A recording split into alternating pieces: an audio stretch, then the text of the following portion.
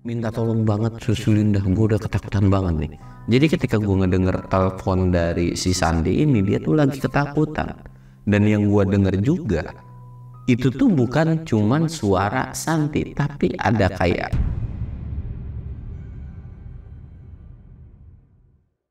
Assalamualaikum warahmatullahi wabarakatuh. Balik lagi di channel Samsul Mister Horror. Pada kesempatan kali ini, di dongeng horor gua kali ini tuh gue bakal nyeritain tentang pengalaman pribadi gua nih. Dan yang pasti, pengalaman ini tuh belum gue ceritain entah di channel gua atau diulang-ulang lagi. Intinya belum pernah diceritain ke siapapun. Buat lo yang penasaran dengan ceritanya, lo wajib tonton video ini sampai habis. Dan buat lo yang mau support channel gua, jangan lupa like, comment, subscribe, dan share video gua ke banyak orang. Dan buat lo yang mau ikutan open trip, lo bisa kunjungi di sini. Dan buat lo yang mau nonton video vlog gua, bisa lihat di sini. Dan gua mau ngingetin lagi buat lo, gua masih nunggu banget email lo tentang cerita horor-horor lo nih. Jadi sekitaran beberapa hari lagi akan diumumin tentang pemenang giveaway-nya, yaitu pada tanggal 1 Agustus. Jadi buruan lah ya buat lu yang punya cerita horor, entah dari nenek, kakek, dan siapapun lu bisa kirimin. Dan alamat emailnya ada di bawah sini. Dan kalau lu kurang jelas, lu bisa baca di deskripsi yang ada di bawah sini nih. Dan gak usah banyak basa-basi lagi, kita mulai ke segmen donor.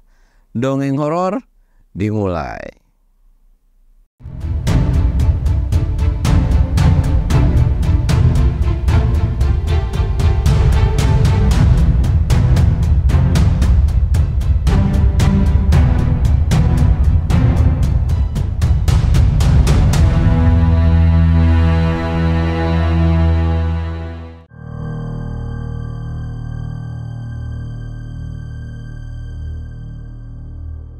Oke cuy, sebelum masuk ke ceritanya, kita ritual kayak biasa.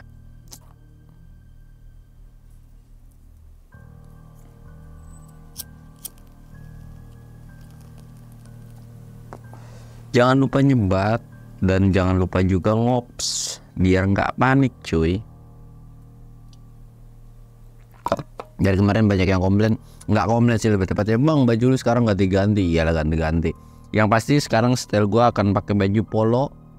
Warnanya akan berubah-berubah terus ya, biar lebih berwarna aja gitu kayak hidup kalian-kalian ya, walaupun nggak tahu hidup kalian itu berwarna atau enggak ya.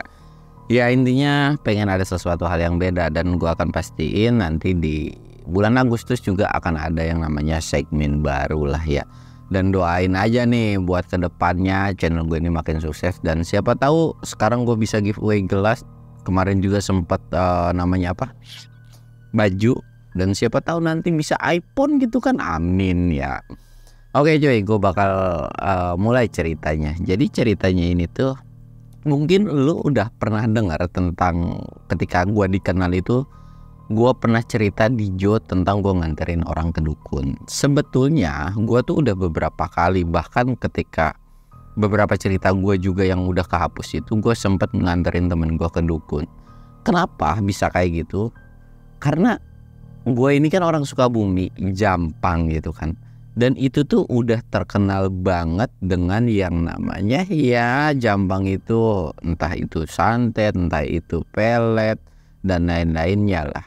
Dan kondisi pada saat kejadian ini ketika gue masih kerja di perhotelan coy. Nah kondisi itu pada saat itu tuh gue dalam kondisi kerja ya, kebagian masuk jatah siang lah. Gue ditelepon dengan salah satu cewek, ya kita sebut aja namanya ini dia Santi. Santi di nelpon. Pas gue lihat di handphone gue, nomornya ini tuh nggak gue kenal. Nomornya ini tuh nggak gue kenal kan. Akhirnya gue angkat, halo siapa? Ternyata dia ngasih tahu kalau dia ini Santi. Sebetulnya gue nggak terlalu inget Santi yang mana gitu kan. Secara ya nama Santi itu pada saat itu temen gue lumayan cukup banyak nama Santi kan, disebutin lah Santi bla bla bla. Oh, dan akhirnya gue tanya dong, ada perlu apa? Dan Santi ini bilang, yuk berangkat ke kampung lu. Gue langsung kaget tuh, ngapain tiba-tiba berangkat ke kampung gue? Santi ini ngejelasin, kan katanya kalau di kampung lu nih banyak dukun-dukun canggih, dia bilang tuh. Gue bilang, canggih dari mana sih? Dia tuh kayak nyuruh gua untuk buru-buru, yaudah yuk anterin gua gitu. Ya sedangkan gua kan pada saat itu tuh posisi dalam kondisi kerja, jadi gua nggak bisa dong seenaknya, apalagi pada saat itu ya namanya juga di perusahaan orang ada bosnya, ya kali gue mencabut-cabut aja, gue bilang nggak bisa, apalagi juga dia juga belum tentu ngasih gue duit kan. Akhirnya setelah ngobrol-ngobrol panjang lumayan cukup lama, dia tuh bilang ya udah setelah lu pulang kerja kita janjian atau ketemuan, atau bahkan dia tuh bilang udah gue jemput dah ke tempat kerjaan lu, dia bilang kan gitu. Gue bilang ya udah, gue balik sekitaran jam 8 atau jam 9-an. Oke. Singkat cerita sekitar jam 8 atau jam 9 gue dijemput sama dia. Dijemput pakai mobil dia coy. Dan dibawa ke salah satu tempat ya kafe gitulah ya. Di situ tuh kita ngobrol panjang. Ya awal-awal tuh masih ngobrol basa-basi tentang nanyain kabar. Jadi Sandi ini tuh pernah satu kerjaan di salah satu hotel sama gua. Beda departemen tapi ya kita kenal-kenal biasa aja. Dan dibilang dekat banget enggak, dibilang jauh banget juga enggak, karena sering nongkrong, sering rokok bareng dan lain-lain. Cuman pada saat ini tuh Santi enggak kerja di perhotelan, melainkan dia tuh kerja bisa dibilang LC atau PL gitulah ya. Ya lu udah tau lah ya, gua kasih tahu job desknya tuh dia kayak gitu. Akhirnya kita ngobrol-ngobrol dan dia bilang kalau dia tuh butuh salah satu dukun yang apa ya, mungkin paten lah. Dan gue pun bilang kan, gue bilang ya kalau masalah perkara dukun gue tidak bisa menjanjikan. Maksudnya kayak ya bisa bener paten, ya bisa bener enggak, karena kan itu sama aja kayak judi. Gue bilang bisa aja paten sama lu, bisa aja enggak juga. Dan gue pun gak bisa nganter lu karena ya gue ada tuntutan kerja. Sekalipun bisa ya lu harus menyesuaikan dengan hari libur gue bilang kayak gitu kan.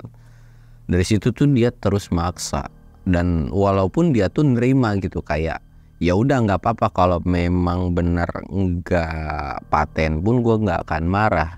Dan dari situ pun gue mulai kepikiran yang namanya cari cuan coy. Gini dah gue bilang, oke gue anter, tapi dengan syarat terlepas dari itu dukun bener sakti atau enggak, gue minta dibayar. Dan alhamdulillahnya pada saat itu si Santi ini bilang, udah perkara duit mah lu santai aja, lu butuh berapa nanti gue kasih.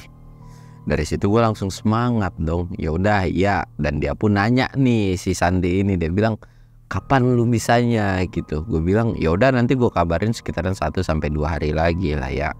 Singkat cerita setelah 1-2 hari lagi gue kabarin, ya udah kita bakalan berangkat di hari Senin sampai Selasa. Pada saat itu tuh kebetulan karena memang kerja di perhotelan itu kan nggak yang mesti kerja libur di hari weekend, Sabtu Minggu. Justru pada saat itu memang kondisi posisi gue itu waiter banket lah, waiter di acara event-event atau wedding, ulang tahun dan lain-lain. Jadi kalau libur di hari Minggu itu kayaknya nggak mungkin banget. Akhirnya gue milih cuti di hari Senin atau Selasa.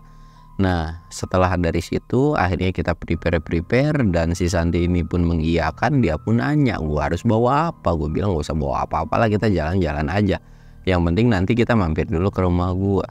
Singkatnya di hari H kita berangkat lah. Pada saat itu gue belum ada yang namanya kepikiran apapun akan terjadi sesuatu hal yang aneh atau apapun lah. Berangkat dan nyampe ke rumah ya gue silaturahmi ke emak gue gitu kan. Sampai di rumah emak gue nanya siapa itu, ceweknya cakep kan. Gue bilang temen, ada perlu aja. Perlu ngapain? Udah lama mak gue bilang gak usah tahu, ya intinya cuan mak, cuan. Emak gue cuma nganggut doang gitu kan. Walaupun emak gue punya pikiran kayak jangan-jangan ceweknya. Dalam hati gue ya lama ini cewek cakep banget, mana mau sih sama gue gitu kan. Tapi ya udahlah, namanya juga mama, wajar punya pemikiran aneh-aneh sama anaknya gitu kan. Gue sempet istirahat 1 malam di situ, dan pas besokannya gue langsung jalan. Ke salah satu daerah yang pada saat itu memang bisa dilalui atau diakses dengan mobil kan. Sampailah di rumah tersebut, sampai gue ngetok salam, Assalamualaikum. Waalaikumsalam gitu kan. Akhirnya dibukain pintu dan kita berdua pun akhirnya disuruh masuk. Stek, gue duduk. Dan memang kebetulan si kita sebut aja si dukun ini tuh gue manggilnya Abah aja ya biar gampang. Duduk, siapa ya gitu kan. Ini bah, gue bilang orang apa sih namanya, orang sana gitu kan. Gue kasih tahu lah kronologi tentang diri gue ini. Oh, anaknya ini ya, atau saudaranya ini bla bla bla gitu. Iya bah, ada perlu apa? Ini bah, gue langsung to the point. Tujuan gue ngedatang ke sini, jadi si orang ini tuh pengen masang susuk, gue bilang. Entah susuk entah pelet terserah lu dah bah. Jadi intinya gue nggak tahu, yang penting intinya gue cuma nganter nih cewek. Perkara dia mau ngapain nanti lu tanya sendiri aja. Cuman yang pasti katanya dia tuh mau pasang susuk atau pelet. Oh gitu. Ya udah, gini dah. Akhirnya si Abah itu ngomong panjang lebar, belum yang namanya ngasih persyaratan atau sesuatu hal yang aneh itu belum. Karena memang ngobrol panjang banget kan, dari situ gue bilang, San, gue tinggal ya. Kebenaran gue di sini ada temen nih, lu ngobrol dah berdua, tenang nggak bakal diapa-apain, gue bilang kan gitu. Udah lu ngobrol, gue mau cabut karena gue nggak ada urusan nih dengan perkara beginian, gue bilang. Gue kesini tuh cuman nganter lu doang. Ya udah iya, gue cabut nih. Mereka ngobrol berdua dan gue sempat ketemu beberapa teman gue yang memang tinggal di daerah tersebut kan, ngobrol. Dan itu tuh sekitaran jam 7 gue datang lagi ke rumah si Abah, datang kan. Ternyata di situ mereka kayak masih ngobrol gitu kan. Gue sih nggak terlalu ngedengar tentang pembicaraan, dan pas ketika gue datang pun memang itu udah topiknya tuh udah kayak ngobrolan biasa lah, bukan tentang menjurus tentang ilmu pelet ataupun santet gitu kan. Gue datang, gimana udah selesai belum? Udah nih, tapi gue disuruh nginep. Lah kata gue suruh nginep ya, mana besok gue masuk kerja kan. Akhirnya si Santi ini bilang, udahlah madol sekali atau bolos sekali mah bisa kali. Iya bisa sih. Ya udah tenang, masalah biaya atau uang mah nanti gue tanggung, dia bilang. Oke deh. Ya udah, akhirnya gue nginep tuh di rumah si Abah itu kan. Gue nginep, gue tidur, dan pada saat itu mereka, gue nggak tahu ya, pure gue bener-bener nggak tahu mereka tuh ngelakuin apa, kayak ritual atau apapun gue nggak tahu. Dan setelah ngelewatin malam itu, gue memang beneran bolos dan kita pun pulang ke Jakarta. Sampai di Jakarta nih, gue udah kembali kerja normal ya, walaupun gue sempat diomelin, dan pada saat itu memang gue pun dikasih duit lumayan ya, lebih dari gaji gue lah intinya. Udah dari situ seminggu atau 2 minggu si Sandi ini nggak ada ngabarin gue. Tapi satu hal yang gue tahu, dia tuh posting keluar negeri, kayak seneng lah. Dalam hati gue, wah berarti ini dukun paten nih. Ya udahlah, gue masa bodoh gitu kan. Gue kira ini manusia bakal ngabarin gue, atau ya setidaknya basa-basi lah gitu kan. Tapi selama 4 bulan nih manusia nggak ada ngabarin gue. Di tahap kelima bulan ini tiba-tiba gue dapat telepon lagi. Dan kondisi pada saat itu siang hari cuy. Halo, gue angkat dong gitu kan. Gue angkat, ya kenapa? Ini nih, lu bisa tolongin gue nggak? Tolongin apaan gitu kan? Gue ada di Sukabumi, lu bisa susulin gue nggak? Gue bilang, susulin gue aja di Jakarta. Tiba-tiba gue harus susulin lu ke Sukabumi, gimana caranya? Ini kondisi gue kerja. Pokoknya gue minta tolong banget, susulin dah. Gue udah ketakutan banget nih. Jadi ketika gue ngedenger telepon dari si Sandi ini, dia tuh lagi ketakutan. Dan yang gue denger juga, itu tuh bukan cuman suara Santi, tapi ada kayak satu cewek lain gitu. Gue nggak tahu siapa. Pokoknya gue minta tolong buat susulin gue ke daerah ini. Kan gue mikir, ini orang kenapa tiba-tiba mati kan gitu. Plus ternyata lu tahu nggak, si Santi ini berangkat lagi ke Abah dengan catatan dia tuh pergi ke Abah dengan salah satu temennya, yang rencananya si temennya ini juga mau ngelakuin hal yang sama. Karena menurut pengakuan Santi, si Sandi ini sukses lah atau berhasil, atau si dukun ini tuh bener-bener paten intinya gitu kan. Nah dari situ kan gue bingung ya, nih orang ngapa? Gue coba teleponin lagi tapi nggak bisa. Ya udahlah bodo amat, gue lanjut lagi kerja dong. Dan kondisi pada saat itu masih siang hari. Sekitar 1 atau 2 jam tiba-tiba si Santi ini nelpon lagi. Sul, tolongin dong, ini gue bener-bener ketakutan. Itu kondisi gue ngedenger ada satu orang nangis cuy. Gue bilang apa ini orang, beneran tolongin gue. Ya pokoknya lu nyewa mobil kayak apa kek, soalnya gue udah ketakutan banget karena di sini kondisinya itu udah malam hari. Lu bayangin, jadi yang di Jakarta ini siang dan dia itu malam. Gue bingung kan, lu jangan ngadi-ngadi, gue bilang ini tuh masih jam 1, jam 2an gue bilang kan, belum yang namanya malam. Lu yang jangan ngadi-ngadi, orang ini masih malam kok. Orang gue nyasar ke salah satu daerah ini masih malam, tiba-tiba mobil gue mau. Gue bilang kok gue aneh ya, ngerasa bingung. Dia bilang malam, ya Sukabumi kan masih Jawa Barat, masih WIB lah, waktu Indonesia bagian Barat gitu. Gue bilang kok bisa beda. Dari situ gue tiba-tiba HP-nya mati dan gue mikir kok bisa ya. Gue telepon salah satu temen gue yang ada di Sukabumi atau satu kampung sama gue gitu kan. Gue telepon, gue bilang lu tolongin dong ke satu daerah, lu cari yang namanya atau mobil A. Ya gue kasih tau lah kriteria mobil tersebut gitu kan. Ya udah oke. Temen gue jalan sampai sore, dia ngabarin, dia bilang kalau mobil itu tuh nggak ada. Dari situ gue bingung kan, mana gue nelponin si Santi ini nggak dapat kabar, dan gue nggak tahu gimana caranya itu orang tiba-tiba bisa keluar dari itu. Dan sekitaran jam 1 malam itu dia ada nelpon, tolongin gue, lu pokoknya malam ini harus berangkat ke sini. Gue bilang lah ini ngapa lagi ya. Dan dia tuh langsung transferin gua duit yang lumayan cukup gede.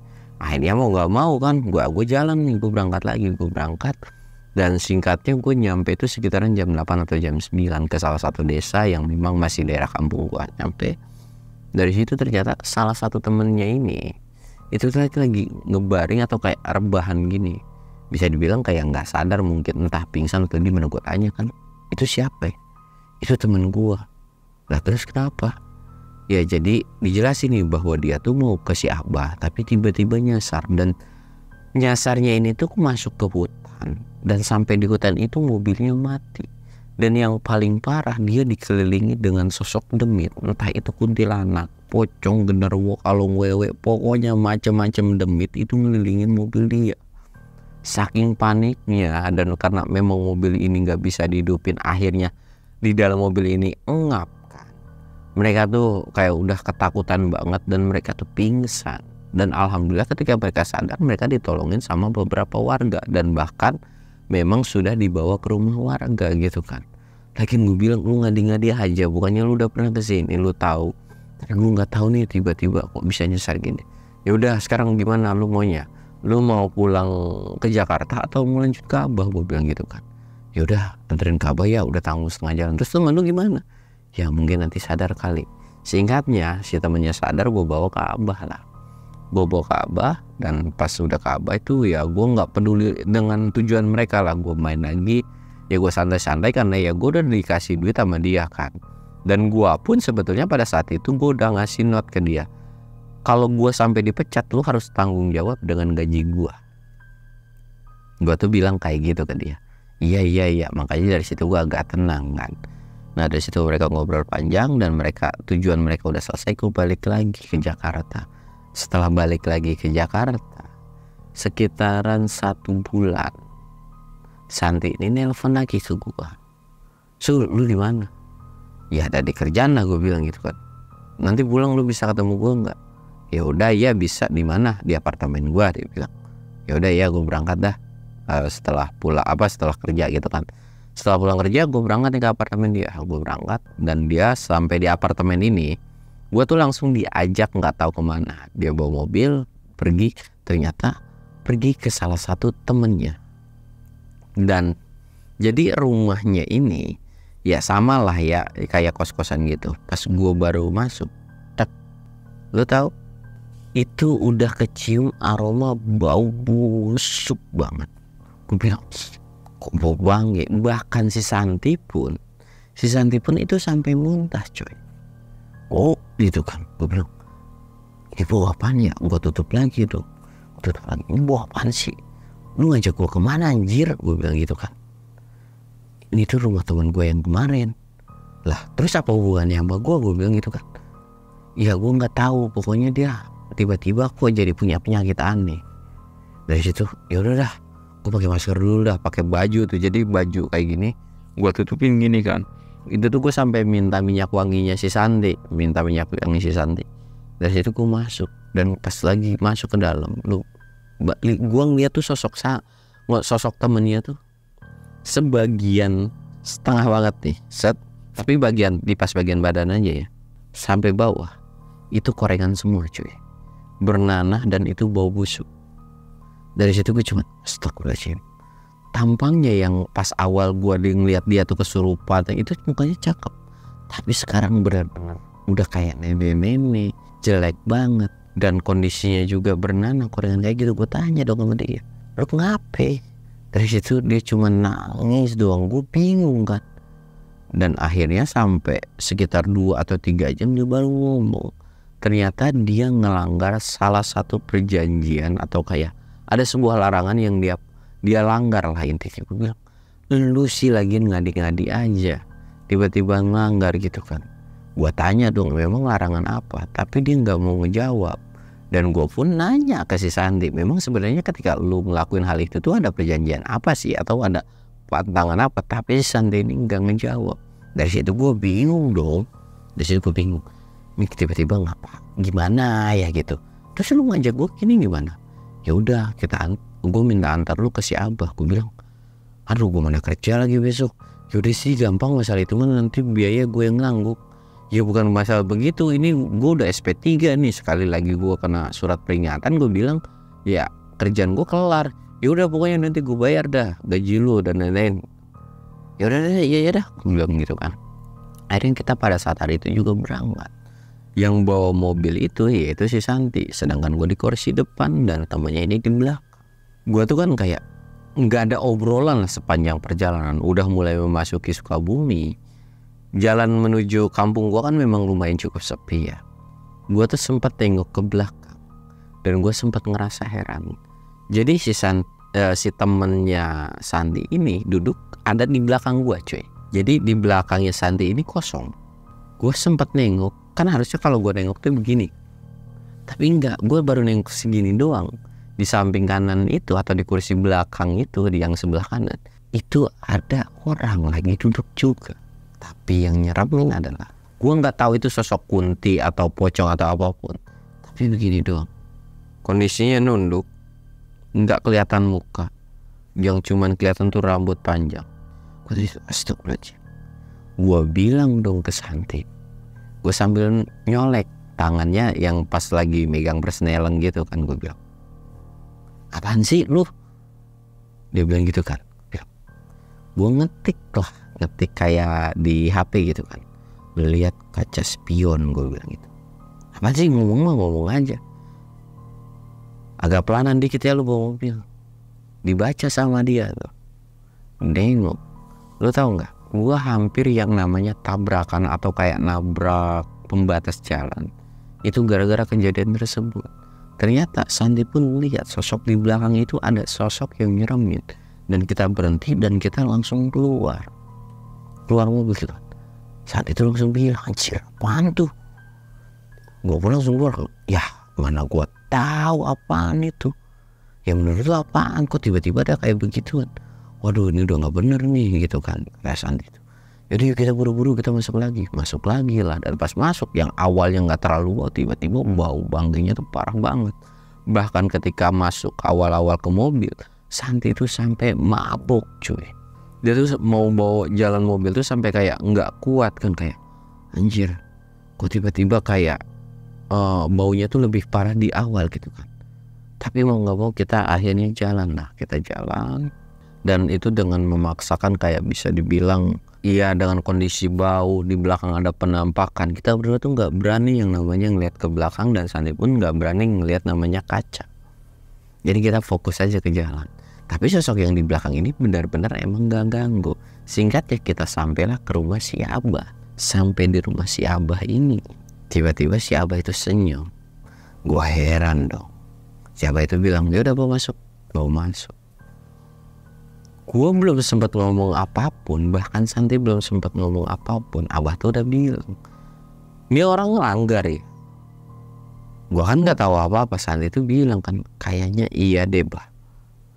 Makanya kalau memang mau bersekutu dengan setan atau namanya bikin perjanjian dengan setan, jangan sekali-sekali ngelanggar.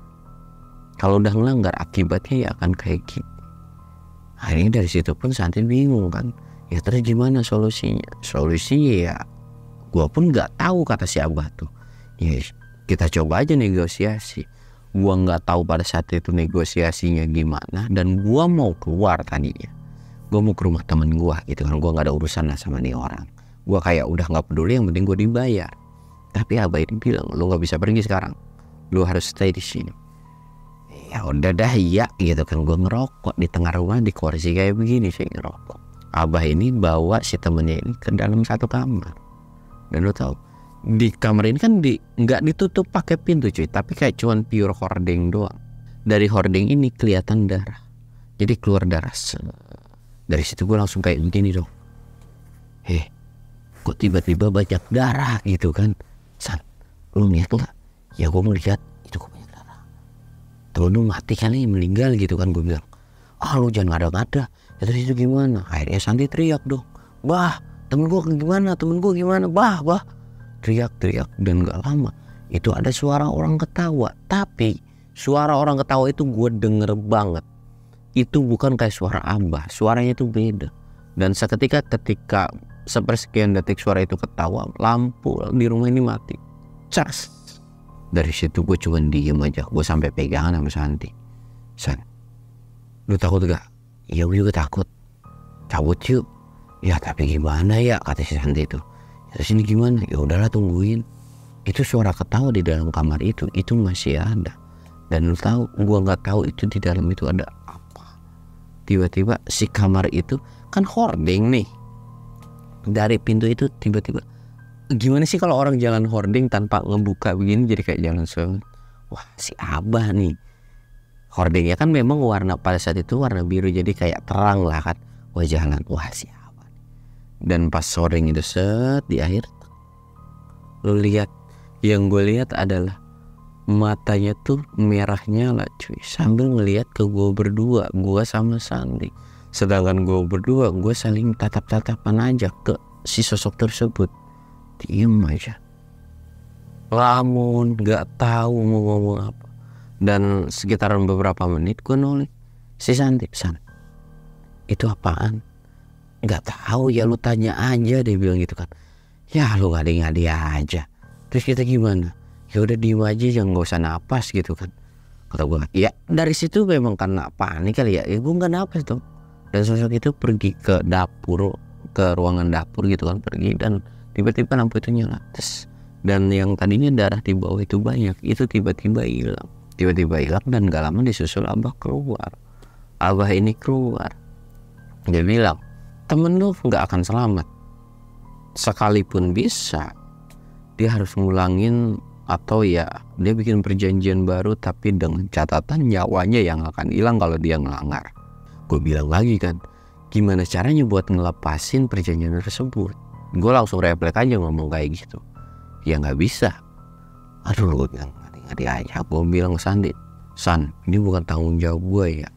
Gue cuma nganter ke sini, dan syukur-syukur lu tuh gak kenapa-napa karena lu gak ngelanggar.